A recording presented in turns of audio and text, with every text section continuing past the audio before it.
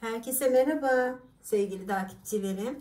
Sevda'nın Örgü Evi YouTube kanalıma hoş geldiniz. Bugün sizlere şiş işi, atkılar, şallar yapabileceğiniz çok amaçlı örgü anlatacağım. Örgümüz için orta kalınlıkta yeleklik ip kullandım. 3 numarada şişim var sevgili izleyicilerim. Örneğimiz bakın şöyle çok kolay ve zevkli bir örgü. İsterseniz lastik olarak da kullanabilirsiniz bu modeli. Bakın şöyle.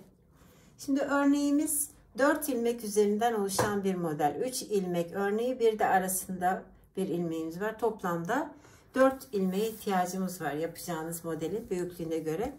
Hemen modelimizin yapılışına geçelim. Sizlerle beraber hem de arada sizin için örmüş olduğum bu parçayı göreceksiniz.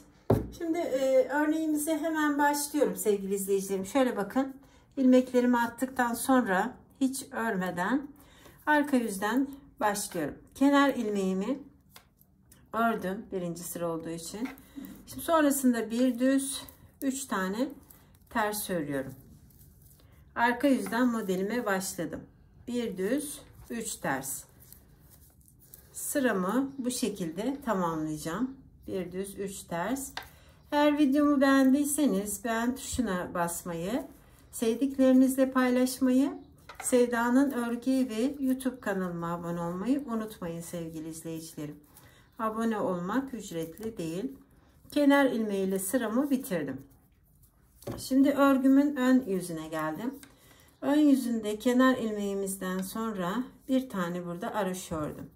Şimdi burada 3 tane düz ilmeğim var. 1, 2, 3. Birincisinin şu şekilde böyle yanından bir de bir ilmek doladım. Sonrasında 3 tane ilmeği içinden bir ilmek çıkardım, bıraktım. Arada bir tane araş örüyorum. Ve aynı şekilde devam ediyorum. Bir ilmeğin arasından bir ilmek bir doluyorum. 3 tane ilmeğin içinden bir ilmek çıkartıp bırakıyorum. Çok zevkli ve kolay bir örnek söyledim başta da. Dilediğiniz yerde kullanabilirsiniz. Yelekler de yapabilirsiniz kendinize. Şallar, atkılar. Bakın şu şekilde bir doladım, 2, 3 ilmeğin içinden bir ilmek aldım, bıraktım. Bir araşa ve kenar ilmeğiyle sıramı bitirdim. Şimdi bir örneğime başladım sevgili izleyicilerim. Zaten 2 sıradan oluşan bir örnek bu. Şimdi arka yüze geldik. Arka yüzde de görüldüğü gibi örüyorum. Bakın bir düz 3 tane ilmeğimi ters örüyorum. Bir düz 3 ters. Ben orta kalınlıkta ip kullandığım için 3 numarada şiş kullanıyorum. Siz ipinize göre de şiş numarasının kalınlığını arttırabilirsiniz. İpiniz kalınsa daha kalın şişle de örebilirsiniz bu modeli. Her modelde çok kalın şiş olmuyor ama bu bazı, yani bu model gibi modellerde kullanabilirsiniz. Şimdi yine ön yüzdeyim. Devam ediyorum bakın. Bir tane araş örüyorum. Şimdi burada 3 tane düzüm var. Aynı şekilde şu bir ilmeğin arasından önce şöyle bir ilmek çıkardım, bir doladım. Sonra 3 ilmeğin içinden bir ilmek alıp bırakıyorum.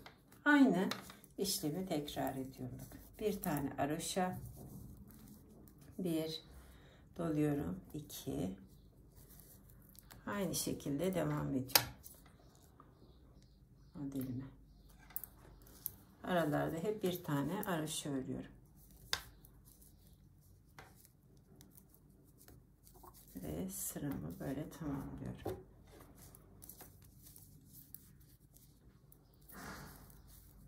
Bir doluyorum. 3 ilmeğin içinden bir ilmek. Bakın modelim biraz büyüdükçe kendini göstermeye başladı değerli izleyicilerim. Şimdi arka yüzde görüldüğü gibi öreceğiz. Bakın şöyle. Yani düzleri düz örüyorum. Bir düz 3 ters. 2, 3, bir düz, 3 ters.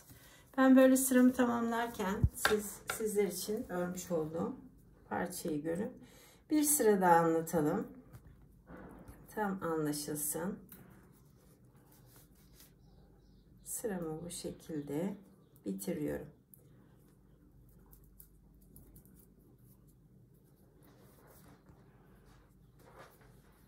Şimdi 2 örneğim oldu bakın sevgili izleyiciler. Şimdi 3. modele başlıyoruz hemen birlikte. Bir haroşa, bakın şu birinci ilmeğin arasından bir doladım. 3 ilmeğin içinden bir ilmek bıraktım. Yine bir haroşa, şöyle yavaş göstereceğim. Bir doluyorum ve bırakıyorum.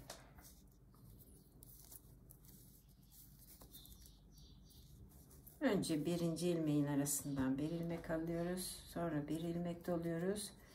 3 ilmeğin içinden bir ilmek, yine toplamda 3 ilmeğimiz oluyor zaten. Bakın hiçbir eksiltme, toplama falan yok.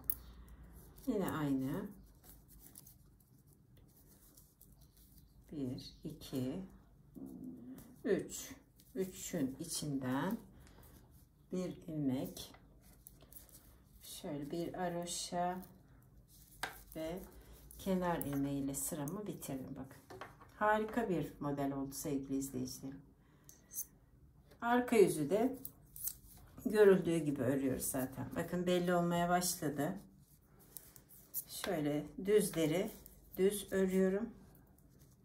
Tersleri ters örüyorum. Yani 3 ters, bir düz. Siz o arada örneğimi görün. Ben de sıramı tamamlayıp bugünkü videomu bitireceğim değerli izleyicilerim.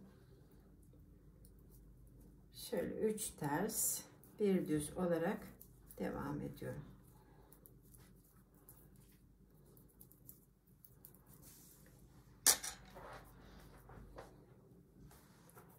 Bakın o lila, bu da beyaz. Harika oldu. Şöyle gösterişli ve kibar bir örgü. Bugünlük bu kadar sevgili izleyicilerim. Beni izleyen yurt içi, yurt dışı herkese ayrı ayrı teşekkür ediyorum. Kanalımıza abone olduğunuz için de ayrıca teşekkür ediyorum. Bizi izlemeye devam edin. Hoş kalın, hoşça kalın.